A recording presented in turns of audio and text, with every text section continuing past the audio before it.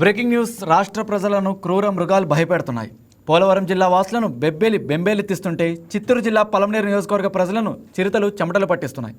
చిత్తూరు జిల్లాలోని నెల్లిపట్ల గ్రామ శివార్లలో 2 చిరుతలు తిష్టవేశాయని అక్కడి గ్రామస్తులు చెబుతున్నారు. ఇటీవలే ఒక చిరుత లేగదూడలు మేక పిల్లలపై దాడి చేసి అడవిలోకి లాక్కెళ్లిందని ఓటేరుపాలెం రైతులు ఫిర్యాదు చేశారు. గతంలో కూడా దూడపై దాడి చేసి చంపితిందని రైతులు అంటున్నారు. చిరుత దాడుల నుంచి తమకు రక్షణ కల్పించాలని కోరుతున్నారు.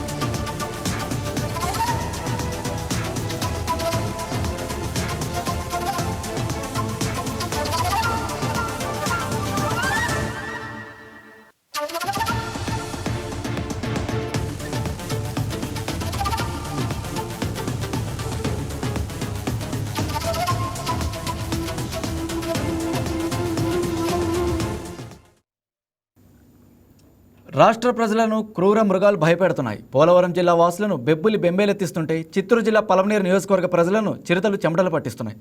చిత్తూరు జిల్లాలోని నెల్లిపట్ల గ్రామ శివార్లలో 2 చిరుతలు తిష్టవేశాయని అక్కడి గ్రామస్తులు చెబుతున్నారు. ఇటీవలే ఒక చిరుత లేగదూడలు మేక పిల్లలపై దాడి చేసి అడవిలోకి లాక్కెళ్లిందని ఓటేరుపాలెం రైతులు ఫిర్యాదు చేశారు. గతంలో కూడా దూడపై దాడి చేసి చంపితిందని రైతులు అంటున్నారు. శివకుమార్, ఇక చిరుత జిల్లా పలమనేరులో చిరుతలు తిష్టవేశాయని అవి దూడలపై దాడి చేస్తున్నాయని అంటున్నారు. దీనికి సంబంధించి మీరేమంటారు? రైట్ రాజకుమార్, చూసుకున్నట్లయితే ఇప్పుడు చిత్తూరు జిల్లా పలమనేరు నియోజకవర్గం బైరెడ్డిపల్లి మండలం నెల్లిపట్ల గ్రామానికి సంబంధించి చిరుత పులులు గత 3 నెలలుగా టెస్ట్ వేసి కూర్చున్నాయి.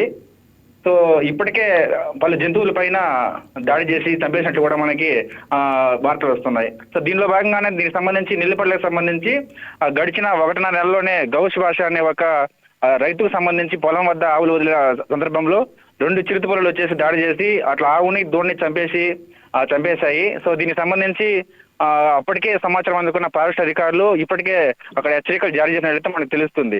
ఎవరు కానీ అడవి ప్రాంతంలో అంటే మరీ ముఖ్యంగా చూసినట్లయితే నెల్లిపట్ల గ్రామము, విరూపాక్షపురం గ్రామము, చెత్తపెంట అనే 3 గ్రామాలు అడవి ప్రాంతానికి దగ్గరలో ఉంటాయి. సో వారికి ఇప్పటికే సమాచారం ఇచ్చారు, ఎవరు కానీ అడవి ప్రాంతంలోకి వెళ్ళొద్దండి, అక్కడ చిరుత పులులు వచ్చాయి అని చెప్పేసి ఇప్పటికే చెప్తున్నారు. ఇట్లా మామూలుగా చూసినట్లయితే పశువుల కాపర్లు కావచ్చు, ఇంకా అడవికి నిత్యావసర ఏదైతే వంట చిరుకు తెచ్చుకునే వాళ్ళు కావచ్చు, అనేక అంశాలపైన అడవికి వెళ్లే వాళ్ళకి కూడా ఇప్పటికే హెచ్చరిక జారీ చేశారు. ఎట్టి పరిస్థితుల్లో అడవికి వెళ్ళకూడదని చెప్పేసి కూడా చెప్పడం జరిగింది. అక్కడ ఉన్నటువంటి కొండ ప్రాంతానికి సమీపంలో ఇప్పటికే 2 చిరుతలు సంచరిస్తున్నట్లు కూడా వాటి ఆనవాళ్ళు కూడా గుర్తించారు. సో దీనికి సంబంధించి అధికారులు ప్రత్యేకమైనటువంటి బృందాలతో పర్యవేక్షణ కూడా చేస్తున్నట్లు మనకు తెలుస్తుంది. రాజకుమార్, ఓకే శివకుమార్, గతంలో కూడా ఇదే ప్రాంతంలో చిరుత దాడులు జరిగినట్లు కూడా చెప్తున్నారు. దీనికి సంబంధించి మీరేమంటారు? ఖచ్చితంగా, ఎందుకంటే గడిచిన 1.5 నెలలకు సంబంధించి ఒక రైతుకి పొలం దగ్గర ఉన్నటువంటి ఆవు దూడ చంపేశాయి. అంటే అది అడవి ప్రాంతం కాబట్టి ఇప్పటికే అక్కడ ఏనుగులు దాడి కావచ్చు, అనేక దాడులు జరుగుతున్నాయి. సో ఆ క్రమంలోనే ఒక చిరుత కావచ్చు, చిరుత 2 చేస్తే అక్కడ ఉన్నట్లయితే మనకి తెలుస్తుంది. రాజకుమార్, ఇప్పటికే దానికి సంబంధించి ఫారెస్ట్ అధికారులు ప్రత్యేక పర్యవేక్షణ కూడా చేసి రైతులకు సంబంధించి అనేక విధాలుగా చెప్తున్నారు. మరి రైతులకు సంబంధించి భయాందోళనతో ఉన్నారు.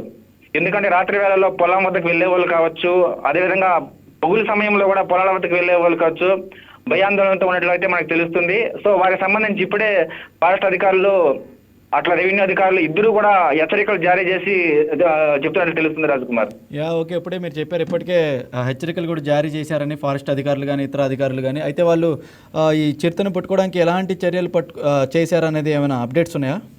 యా రాజ్ కుమార్, దీనికి సంబంధించి గడిచిన వారం రోజుల్లో వచ్చి ఒక మేకని ఒక దోణి చంపేసినట్లయితే రైతులు చెప్పారు. సో దీనికి సంబంధించి ఇప్పటికే తిరుపతి ఎస్వి జూ పార్క్ వారికి అయితే సమాచారం అయితే ఇచ్చారు. దానికి సంబంధించి ఇప్పటికైతే ఎటువంటి బోన్లు కానీ ఏమీ ఏర్పాటు చేయలేదు. రానున్న రోజుల్లో ఖచ్చితంగా అంటే 2-3 రోజుల్లోనే బోన్లు ఏర్పాటు చేసేసి ఆ చిరుతపులను పట్టుకోవడానికైతే ప్రణాళిక సిద్ధం చేస్తున్నట్లయితే మనకి తెలుస్తుంది Raj Kumar. Yeah right Shivakumar, thank you.